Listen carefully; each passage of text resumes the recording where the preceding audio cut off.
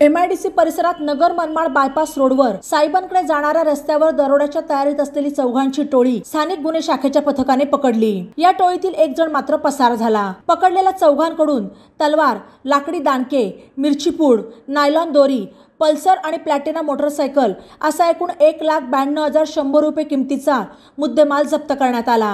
प्रज्वल प्रताप देशमुख वय 22 राहणार जवळे कडलक तालुका संगमनेर, अशोक रघुनाथ गोडे वय 24, भरत लक्ष्मण गोडे वय 25 दोघे राहणार तिरडे तालुका अकोले, सुयोग अशोक दवंगे वय 20 राहणार हिवरगाव पावसा तालुका संगमनेर अशी पकडलेल्या आरोपींची नावे आहेत। तर अक्षय काळे राहणार सुरेगाव तालुका नगर हा अंधाराचा फायदा घेत पसार झाला। स्थानिक गुन्हे शाखेचे पोलीस निरीक्षक दिनेश आहेर यांच्या मार्गदर्शनाखाली स्थानिक गुन्हे शाखेतील सहाय्यक पोलीस निरीक्षक हेमंत थोरात, अंमलदार दत्तात्रय हिंगडे, बापूसाहेब फोलाणे, संदीप पवार, देवेंद्र शेलार, विजय ठोंबरे, संतोष खैरे, भाऊसाहेब काळे, बाळासाहेब खेडकर, आकाश काळे, बाळासाहेब गुंजाळ, सागर ससाणे, अमोल कोतकर, अमृत आढाव, संभाजी कोतकर आणि अरुण मोरे यांच्या पथकाने ही कारवाई केली। पकडलेल्या चौघांच्या विरुद्ध MIDC पोलीस ठाण्यात भारतीय दंडविधान कलम 399, 402 सह आर्म ॲक्ट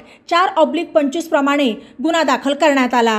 बातम्यांसाठी ई-नवा मराठा यूट्यूब चॅनलला सबस्क्राईब करा आणि बेल आयकॉनवर प्रेस करा।